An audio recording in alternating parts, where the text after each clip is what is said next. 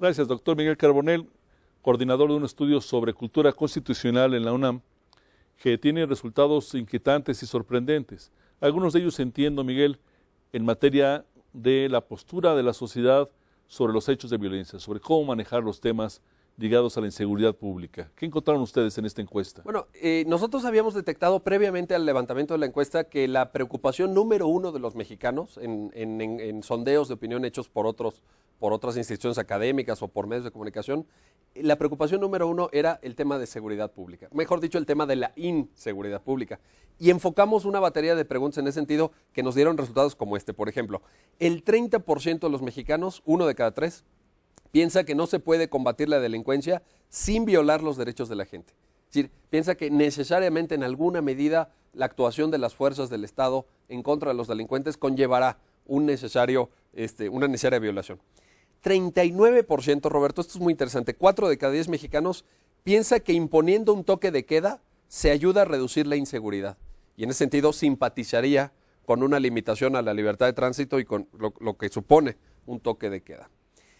Y hay dos datos muy impresionantes, hay dos datos verdaderamente llamativos que empatan con aquel otro dato que ya citamos que permite calificar a una sociedad como de autoritaria y filofascista, y es que es un término muy fuerte, pero me hago cargo de él, que son los siguientes, fíjate.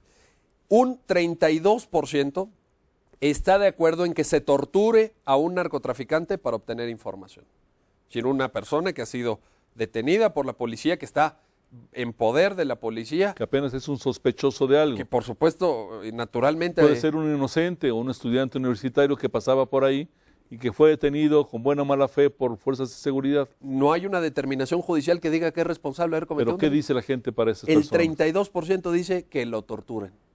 Sí, está de acuerdo en que se puede torturar 1 de cada 3 mexicanos. Esto me parece gravísimo. Significa que no hemos avanzado nada. Significa que no hay el menor respeto por la integridad física y significa que una sociedad naturalmente asediada y asolada por la fuerte violencia de los narcotraficantes está dispuesta a pagar cualquier precio para reprimirlos. Está dispuesta a que se violen tratados internacionales, derechos humanos, principios elementales de la conducta que deben observar los servidores públicos con tal de obtener información. Pero no solo eso, sino que hay un dato todavía más inquietante, que es el siguiente.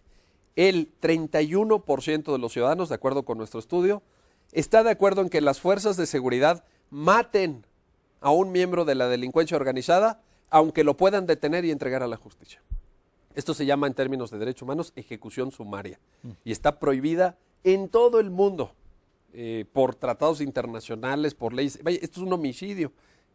O sea, prefieren que sea asesinado ese supuesto criminal en lugar de ser entregado a la justicia para investigar si realmente es culpable o no. Sí, lo cual nos lleva a principios del siglo XX, nos lleva a la época de la Revolución, a los ajusticiamientos de Villa, etcétera, en donde decía, pues mátalos en caliente, ¿verdad?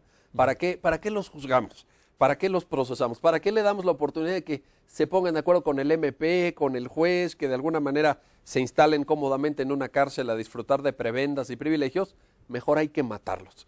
Esto es gravísimo. A mí me parece que esto verdaderamente implica una debacle moral, una rendición del pueblo mexicano frente a la delincuencia. Es decir, la gente está dispuesta a renunciar a sus derechos, está dispuesta a renunciar la poca o mucha vigencia que tenga la ley en favor de un supuesto resultado eficaz en contra del crimen. Exactamente, yo creo que la gente está privilegiando ese razonamiento, pero pasando por alto que el día de mañana le puede tocar a él, sí, o a esa persona, o a su familia, y que no tendría ninguna protección en ese supuesto. Basta con que una policía, cualquier integrante de un cuerpo policíaco, te agarre, te presenta, este señor es narcotraficante, es criminal organizado, pues que lo ajusticien. Estamos ante una situación, creo yo, muy, muy peligrosa, que de todas formas forma parte de una relación muy ambigua del mexicano con la ley.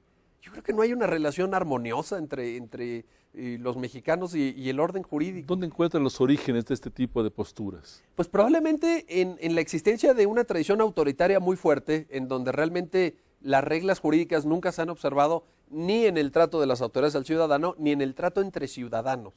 De tal forma que nosotros pudimos identificar ciertas conductas ilegales pero con las cuales la gente simpatiza. Déjame te comparto este dato. Por ejemplo, el 35% de los ciudadanos mexicanos opina que el gobierno debe dejar circular a los taxis sin placas.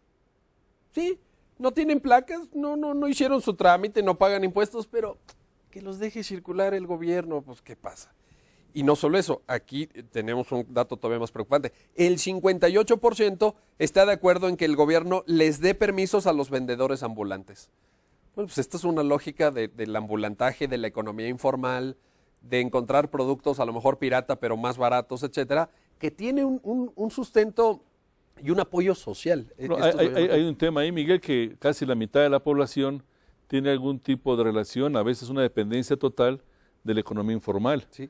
Entonces es muy comprensible que digan, si yo dependo o parte de mi familia depende de un vendedor ambulante, claro que lo voy a defender, o de un taxista sin placas, o de un señor que se sube a vender cosas al metro. Eso forma parte de la realidad de la nación. Y nos demuestra la precariedad de nuestro sistema económico, la precariedad de nuestro Estado de Derecho y la precariedad de nuestra cultura política. Porque al fin y al cabo esta mitad de la economía, que es economía informal en México, pues como sabes, no paga impuestos, pero tampoco tienen seguridad social.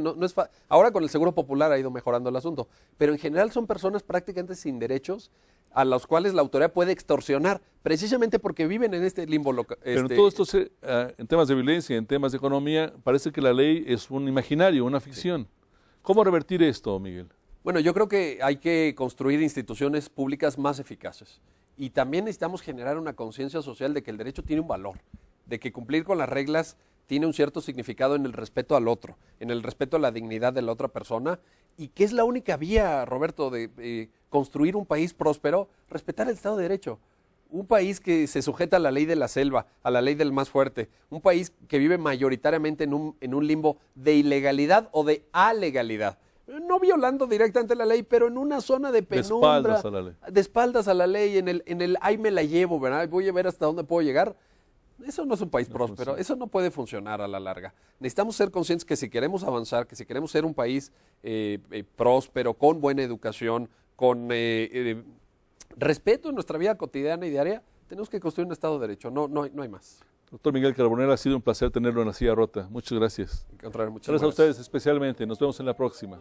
Buenas noches.